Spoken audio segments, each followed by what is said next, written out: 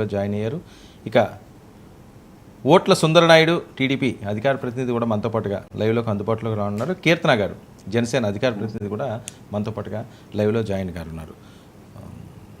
మోహన్ రెడ్డి గారు నమస్తే. మీకు ప్యానల్లో పాల్గొన్న పెద్దలకు చూస్తున్న వీక్షకులకు అందరికీ చెప్పండి సార్. ఏంటి మోహన్ రెడ్డి గారు, నిన్న తిరుమల తిరుపతి దేవస్థానానికి సంబంధించి టీటీడీ గోశాలకు సంబంధించి ఏదో ఆందోళన చేశారు.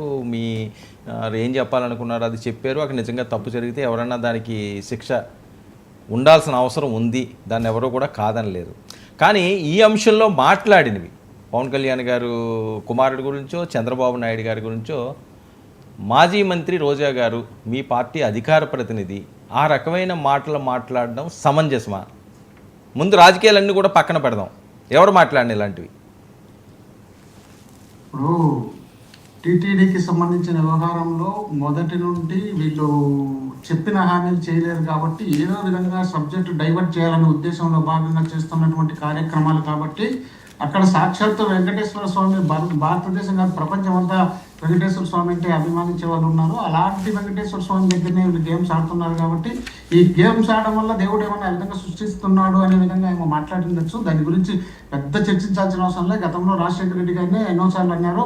ఆయన 7 కొండలు అనేది జీవో తీసుకొచ్చి రాజశేఖర రెడ్డి గారు 7 కొండలు ఏదో చేసినట్టు చెప్పి ఆయన కొండలో పడి చనిపోయినారని ఇదే పెద్ద మంచులో ఉన్న సందర్భాలు ఉన్నాయి. దాని పెద్ద సీరియస్గా తీసుకొని ఇప్పుడు మీరు అంటున్నారు, ఇంతవరకు డిబేట్లో మీరు మాట్లాడుతున్నారు, వాళ్ళ పవన్ కళ్యాణ్, నాగబాబు, చిరంజీవి, తర్వాత అల్లు అర్జున్ వీళ్ళందరూ కలిసి ఆగ్రహాన్ని తట్టుకోలేరు, కాలిపోతారు, మణిపోతారు. టోటల్ ఉన్నాయి ఆంధ్రప్రదేశ్లో 6 కోట్ల జనమే కదా. రాజశేఖర రెడ్డి గారు 10 కోట్ల జనం ఉన్నప్పుడు దాదాపు 660 మంది చనిపోయినారు ఆయన చెప్పినప్పుడు. ఆయన మాట్లాడే మాటలు కూడా ఉన్నాయి. అన్ని మనం అంత సీరియస్ గా తీసుకునే ఏదో దాన్ని కూడా ఖండించేవండి. అది సీరియస్ గానే తీసుకున్నాం. ఎవరు మాట్లాడేదని డిబేట్ లో వర్మ గారు ఖండించింది. డిబేట్ లో కాదండి ఇప్పుడు మీరు ఖండించలే. ఎవరు ఖండించాలి? ఖండించాల్సిన వాళ్ళు ఖండించాలి. ఇప్పుడు మీరు ఎవరెవరు చెప్తున్నారో వాళ్ళందరూ ఖండించాలి. వాళ్ళందరూ మీటింగ్లో ఎన్నోసార్లు మాట్లాడారు. వాళ్ళందరినీ దృష్టిలో పెట్టుకుని మనం గమనించాలి. మనం గమనించి అప్పటికప్పుడు కౌంటర్ వేసిన సందర్భాలు లేవు, వాళ్ళు మాట్లాడిన సందర్భాలు లేవు.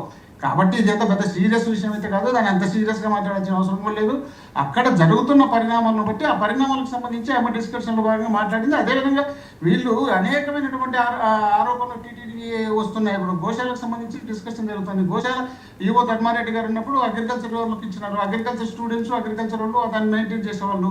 దాన్ని లీజు రద్దు చేసుకుని వీళ్ళు తీసుకున్నారు. వీళ్ళు తీసుకున్న తర్వాత దాన్ని పట్టించుకునే వాళ్ళు. పట్టించుకోకపోతే ఎండాకాలము ఆ మేత కానీ నీళ్లు కానీ ఏజ్ కానీ రకరకాల కారణాలతో చనిపోవడం మాత్రం జరుగుతుంది. జరిగినప్పుడు జరిగిందని చెప్పినారు. జరిగిందని చెప్పిన తర్వాత ఛాలెంజ్ చేసిన వాళ్ళే కదా. దమ్ము ఉంటారా, ధైర్యం ఉంటారా, మొగడు అవుతారా, అది ఇదంటే సరే వస్తామని చెప్పినారు. వస్తామని చెప్పిన తర్వాత ఇంటికాడ పోలీసులు పెట్టారు. ఈ విధంగా పెట్టడమే కాకుండా అనేక రకాలుగా అండి మీరు నేను చూస్తున్నాము. ఆడ సాక్షాత్ వెంకటేశ్వర స్వామి అంటే ఇప్పుడు మాట్లాడుకున్న ప్రపంచం అంతా ఆయన కల్లా ఎదురు చూస్తారు. ఆయన అంటే పడి సత్యాలు ఉన్నారు. రాత్రి మొగలు కాపురాలు కాసుకొని దర్శనం చేసుకోవడానికి ప్రయత్నం చేసే వాళ్ళు ఉన్నారు. అలాంటి వెంకటేశ్వర స్వామికి సంబంధించిన లడ్డూలోనే వాళ్ళు మాట్లాడి మాటలు ఏం మాట్లాడలేదు. పంది ఓకే మోహన్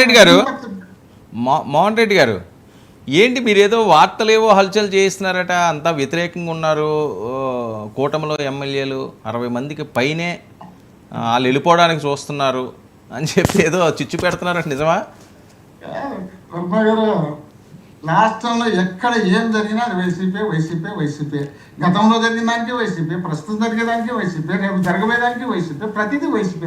వాళ్ళ ఎమ్మెల్యేలు వాళ్ళ ఇష్టము, వాళ్ళ కథ, వాళ్ళ కార్యక్రమం వాళ్ళు చేసుకుంటారు, వాళ్ళు మాట్లాడతారు. దాన్ని తీసుకొచ్చి మాకంట కట్టడం మంది 60 మంది ఎమ్మెల్యేలు జగన్మోహన్ రెడ్డి గారితో టచ్లో ఉన్నారు.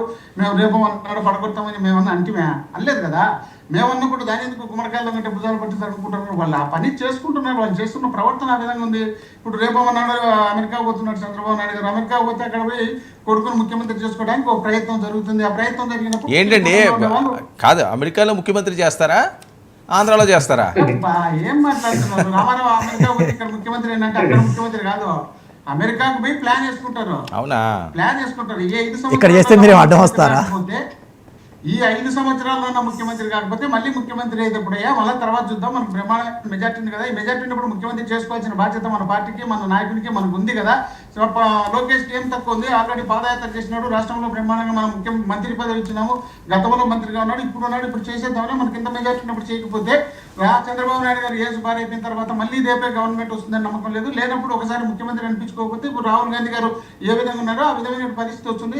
మనం కాదు అంటే నాకు అర్థం కాదు ఒకటి, నాకు చిన్న డౌట్, ఇది క్లారిఫై చేయండి. అంటే అమెరికాలో ఎవరితో డిస్కస్ చేస్తారండి ఆయన? ఈయన ముఖ్యంగా లోకేష్ సార్ వర్మ గారు మోహన్ రెడ్డి గారితో కాదు, వాళ్ళ ఫ్యామిలీ మెంబర్స్. అమెరికా ఎందుకు అంటున్నాను?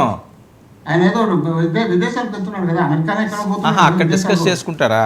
బర్త్డేకి వెళ్తున్నది, బర్త్డేకి ఆయన దాదాపు చాలా తక్కువగా పోతాడు అనమాట ఇతర దేశాలకు. ఈసారి పోతున్నాడంటే అవకాశం వచ్చింది, అవసరం వచ్చింది, వాళ్ళు మాట్లాడుకోవాల్సింది ఉంది, వీళ్ళందరి ముందర మాట్లాడడానికి కాదు కాబట్టి వెళ్తారు. వెళ్ళినప్పుడు ఏమవుతుంది, మొన్ననే వర్మ గారు ఏమన్నారు, కూటమిలో ఆయనకు ఉప ముఖ్యమంత్రి ఇవ్వాలని ఆయన మాట్లాడితే, ఆయన మాట్లాడిన తర్వాత అయితే కాదండి, కాదు ఇప్పుడు వాళ్ళు భయపడింది, బయట ప్రచారం జరుగుతుంది నిజమే మాట